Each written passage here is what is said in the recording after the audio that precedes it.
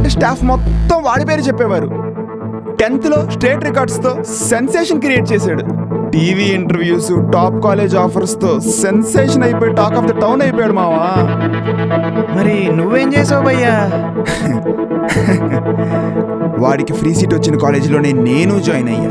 వాడి పక్కనే తిరుగుతూ బెస్ట్ ఫ్రెండ్లా యాక్ట్ చేశా. ఇంటర్మీడియట్ ఫస్ట్ ఇయర్ ఎగ్జామ్ రోజు వాడికి తెలియకుండా వాడి పాకెట్లో చిట్స్ పెట్టా. అదే రోజు ఫ్లయింగ్ స్క్వాడ్ వచ్చింది. వాడిని మాస్ కాపీయింగ్ కింద డీబార్ చేశారు. తర్వాత చదివించే ట్రస్ట్ వాడి స్కాలర్షిప్ క్యాన్సిల్ చేసింది. ఫ్రీ సీట్ ఇచ్చిన కాలేజ్ వాడి వల్ల పరువు పోయిందని సస్పెండ్ చేసింది. స్టూడెంట్స్ అందరూ వాడిని ఒక దొంగలా చూశారు. ఈ టెన్షన్స్ అన్ని తట్టుకోలేక వాడికి బ్రెయిన్ స్ట్రోక్ వచ్చి వారం రోజులు హాస్పిటల్లో ఉన్నాడు. ఈ దెబ్బకి ఇప్పటికీ బీపీ టాబ్లెట్స్ వేసుకుంటాడు నా కొడుకు. ఆ రోజు నుండి చదువు అంటే విరక్తి పుట్టి చదువుకి